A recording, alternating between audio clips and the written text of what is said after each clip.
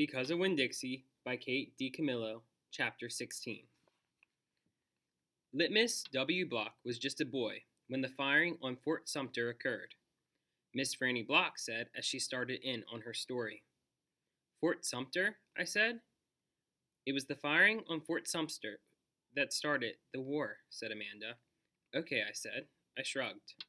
Well, Litmus was 14 years old. He was strong and big, but he was still just a boy.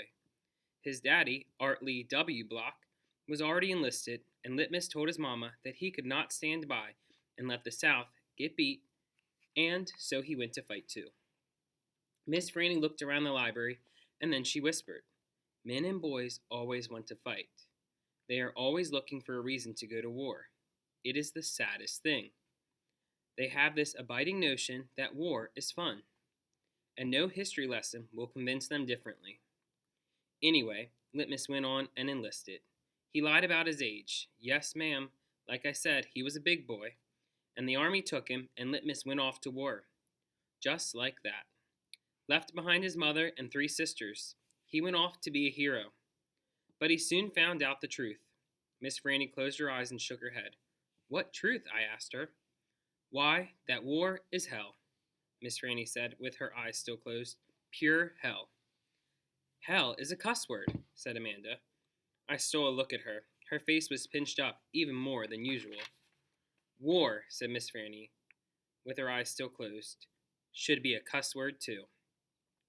She shook her head and opened her eyes. She pointed at me, and then she pointed at Amanda. You, neither of you, can imagine. No, ma'am, Amanda and me said at exactly the same time. We looked real quick at each other and then back at Miss Franny. You cannot imagine. Litmus was hungry all the time, and he was covered with all manner of vermin, fleas, and lice. And in the winter, he was so cold he thought for sure he would freeze to death. And in the summer, why, there's nothing worse than war in the summertime. It stinks so. And the only thing that made Litmus forget that he was hungry and itchy and hot or cold was that he was getting shot at. And he got shot at quite a bit. And he was nothing more than a child. Did he get killed? I asked Miss Franny. Good grief, said Amanda. She rolled her eyes. Now, Opal, Miss Franny said, I wouldn't be standing in this room telling this story if he was killed. I wouldn't exist. No, ma'am. He had to live. But he was a changed man. Yes, ma'am, a changed man. He walked back home when the war was over. He walked from Virginia all the way back to Georgia. He didn't have a horse. Nobody had a horse except for the Yankees. He walked, and when he got home, there was no home there. Where was it? I asked her. I didn't care if Amanda thought I was stupid. I wanted to know. Why, Miss Franny shouted so loud that Winn Dixie and Amanda Wilkinson and me all jumped. The Yankees burned it. Yes, ma'am. Burned it to the ground. What about his sisters? Amanda asked. She moved around the desk and came and sat on the floor. She looked up at Miss Franny. What happened to them?